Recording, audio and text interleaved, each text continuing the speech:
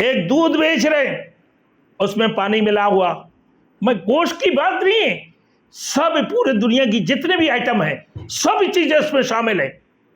ایک فروٹ والے کو دیکھ لو, وزن میں وہ 3 پاؤ دے رہے ہیں, 700 گرام دے رہے ہیں, 800 گرام دے رہے ہیں, 1000 گرام کی بجائے 700 گرام. تو یہ حرام کر دیا تمہیں اپنے کمائی کو. Thanks for watching. Don't forget to like, comment, share and subscribe to Maulana Habibullah Rouhani Official.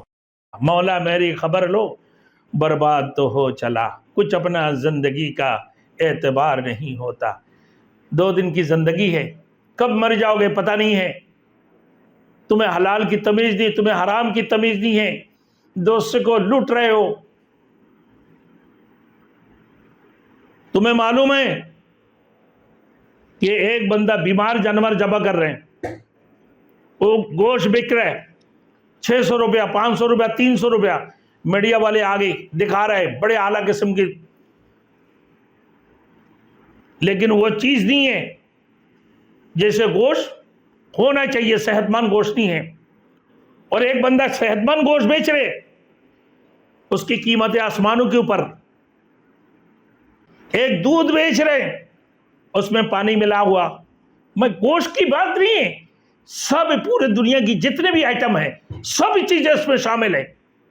ایک فروٹ والے کو دیکھ لو, وزن میں وہ 3 پاؤ دے رہے ہیں, 700 گرام دے رہے ہیں, 800 گرام دے رہے ہیں, 1000 گرام کی بجائے 700 گرام. تو یہ حرام کر دیا تمہیں اپنے کمائی کو, اپنے محنت کو, اپنے مزدوری کو تم نے حرام کرا دی.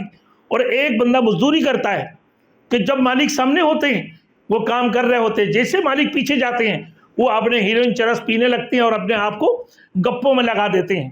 وہ بات چیت میں اپنا وقت گزار دیا. ایک مستری ہے, وہ اپنی دیواریں سیدھا کر رہے ہوتی ہیں کہ وہ 220 بلاک لگانے کی بجائے 230 280 بلاک لگانے کے بجائے پورا دن میں اس نے 50 بلاک لگایا. کیا اس کی کمائی حلال ہو گئی؟ اس نے بھی حرام قرار دی. ایک مسجد کی مؤذن ہے, اذان اس کے اوپر فرض ہے کہ بھائی یہ میری ڈیوٹی ہے, میری ذمہ داری ہے, اور وہ اذان نہیں دیتا ہے. اب اس کی کمائی حلال ہو گئی.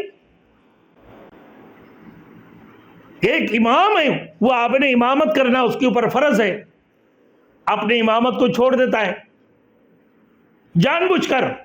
ایک مجبوری اور بات ہے, کچھ چھٹی لیا اور بات ہے, لیکن کہاں ہے میرے دوستوں,